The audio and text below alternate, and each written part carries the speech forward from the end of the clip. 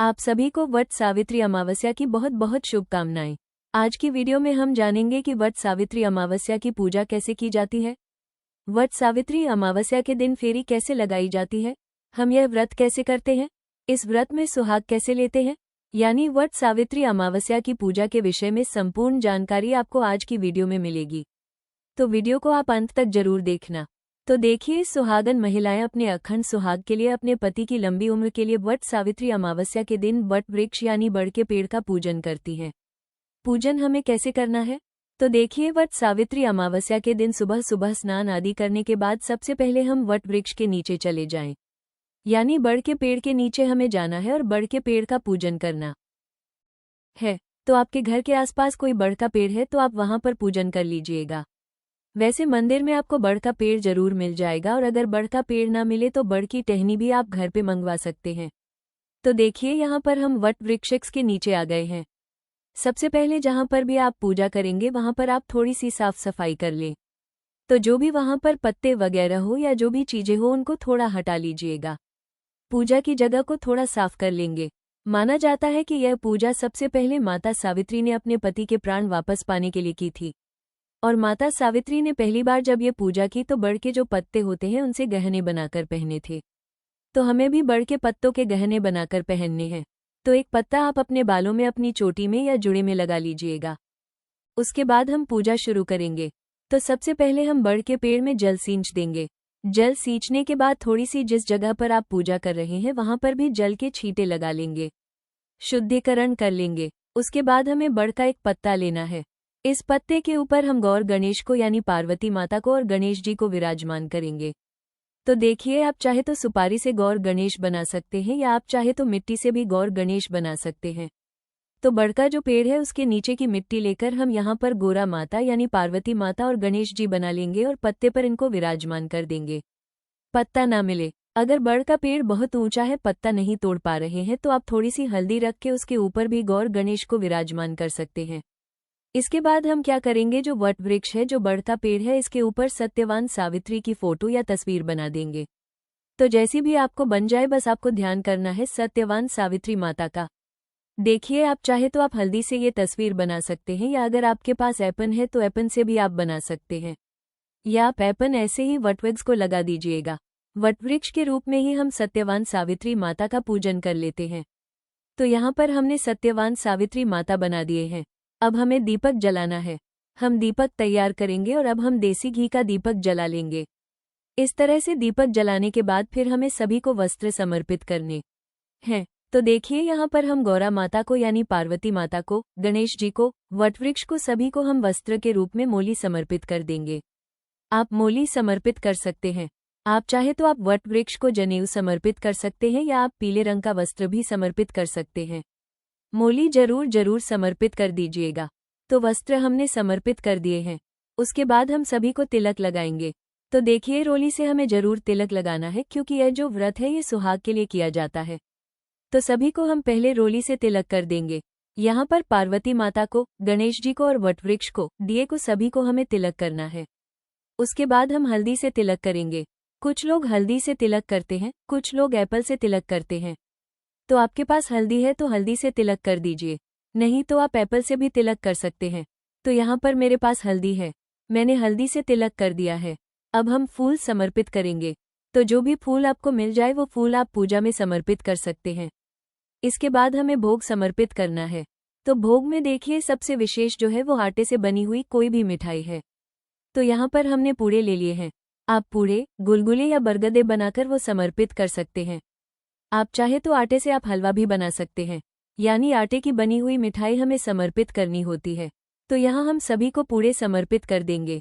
और अगर किसी कारण से आप आटे की मिठाई नहीं बना पाते हैं तो फिर आप पता का भोग भी समर्पित कर सकते हैं। तो पूरे ना बना पाए कोई बात नहीं, आप पता से समर्पित कर दीजिएगा। इसके साथ ही जो भी ऋतु फल आपको मिल जाए वो ऋतु फल आप समर्पित कर दीजिएगा। और देखिए, जब भी हम वट सावित्री अमावस्या का पूजन करते हैं तो ये गर्मियों में ये पूजा होती है। इसमें बांस का पंखा दान करना बहुत शुभ माना जाता है।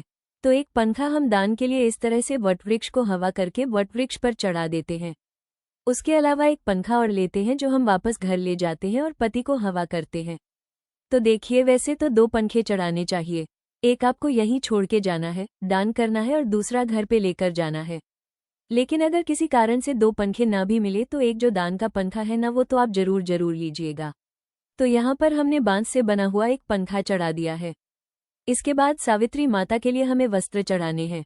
तो देखिए, वट सावित्री अमावस्या में सावित्री माता के लिए साड़ी चढ़ाई जाती है और श्रृंगार का सामान चढ़ाते हैं।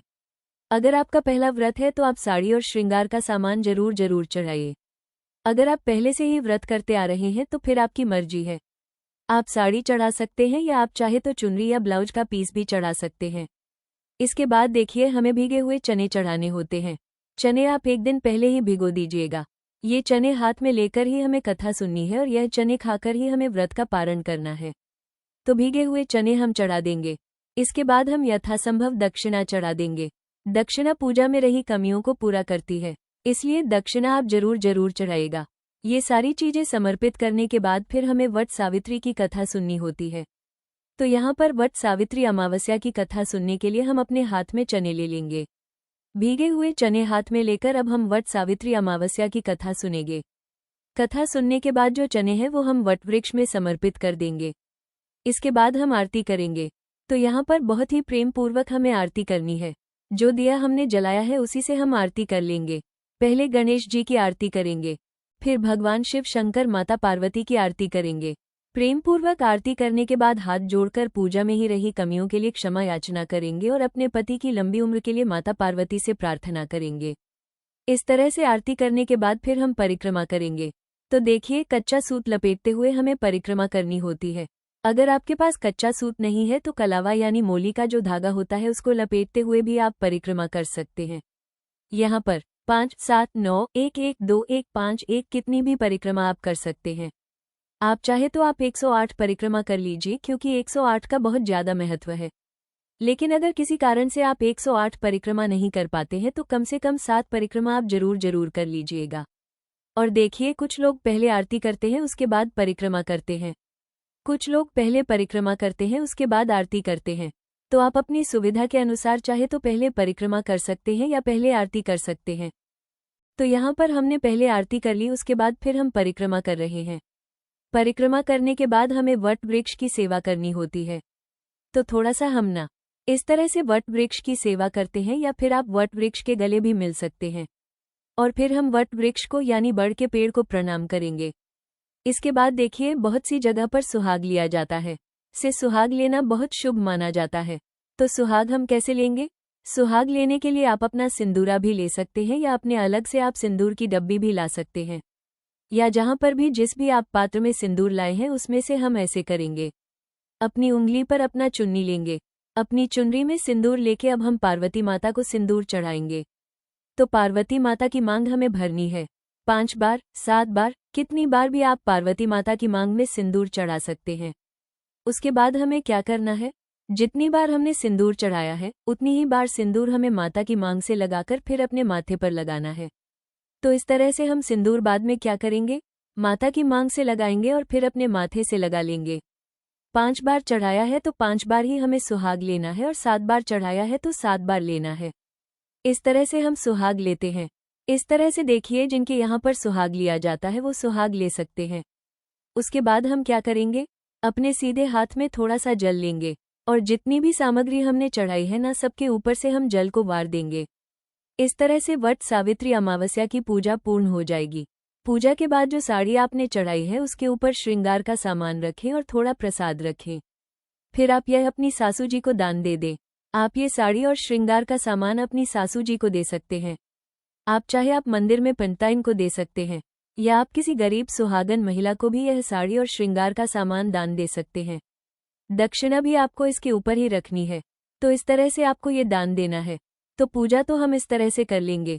व्रत क्या है? कुछ लोगों के यहाँ पर सिर्फ पूजा करने तक का व्रत होता है। पूजा करने तक व्रत करते हैं, उसके बाद व्रत का पारण कर लेते हैं। और कुछ लोगों के यहाँ पर पूरे दिन का व्रत होता है।